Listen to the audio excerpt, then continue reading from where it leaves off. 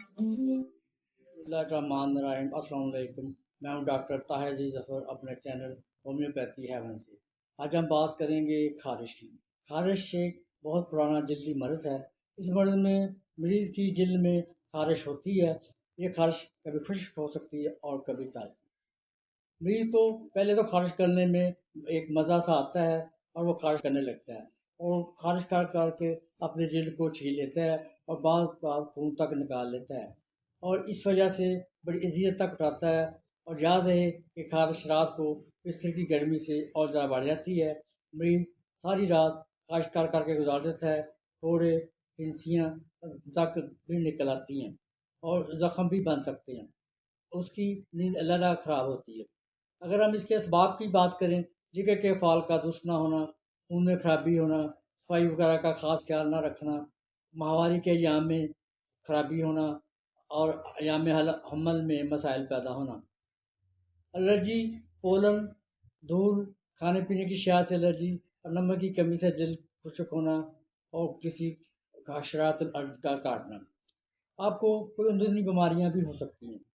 अगर हम इसकी अलामात की बात करें, किसी एक जगह या पूरे जिस्म में खारिश हो सकती है, जल्द सुरख हो सकती है, सूज सकती है, जल्द खुश्क होना, खुरदरा होना, फटी होना भी हो सकता है। खारिश करने से दाने या धब्बे नमूदार होते हैं, जल्द की रंगत या साख में तब्दीली हो सकती है। खारिश से सूजन या बुखार वगैरह हो सकता है। सांस लेने में आपको दुश्वारी हो सकती है। एहतियातें: अपने आप को साफ सुथरा रखें, रोज़ाना कपड़े बदलें, सीना ना आने दें, गैर ज़रूरी बालों को साफ करें, धूप में कम निकलें, ऐनक का इस्तेमाल करें, एलर्जी एलर्जी वाली अशिया से बचें, पोलन और धूल गर्दोगबार से बचें, कालीन रोज़ साफ करें या उनको उठा लें। याद रहे कि होम्योपैथी में बहुत सी मेडिसिन मौजूद हैं जो जिल्द के अमराज में बहुत कारआमद हैं। इनमें सबसे ज़्यादा जो इस्तेमाल होने वाली दवाई सल्फ़र है। कोई भी खारिश हो, सल्फ़र दिन में सुबह देना ज़रूरी होता है। हम इसको ज़्यादातर 30 पावर में दिन में 3 दफ़ा इस्तेमाल करते हैं। सल्फ़र की खारिश जो है रात को बढ़ती है और बिस्तर में ज़्यादा होती है और इसमें सुर्खी और जलन पाई जाती है। मरीज़ गंदा रहता है तो खारिश उनको भी रात को ज़्यादा होगी। दूसरी मेडिसिन जो हम इस्तेमाल करते हैं, काली काद है। ये टांगों में आम खारिश और सुई चुभने जैसी खारिश होती है। साथ साथ पुराइला इस्तेमाल करते हैं जब खस्सियों पर खारिश हो और छाले वगैरह पड़ जाते हैं। कोटेंटिक हम इस्तेमाल करते हैं जो ये खून साफ करती है, टिश्यू में इस्तेमाल की जाती है खस्सियों पर खारिश जो बगैर छालों की होती है। हाइड्रोकोटाइल हम इस्तेमाल करते हैं या जख्मों और छालों के बगैर खारिश हो और सुइयों जैसी खारिश फील होती है।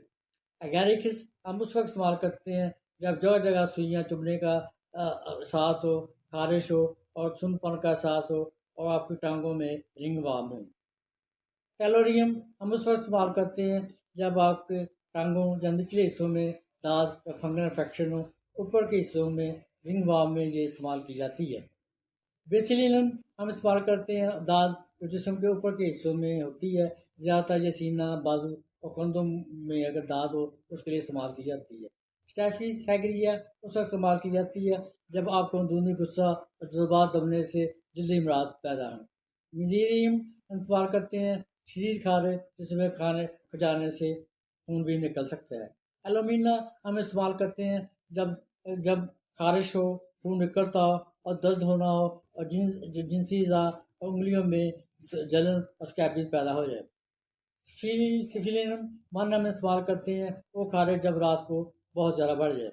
मर्कफॉल हम इस्तेमाल करते हैं जब खारिश सूरज की रोशनी से बढ़ती हो और खजाने से खून ना निकलता हो।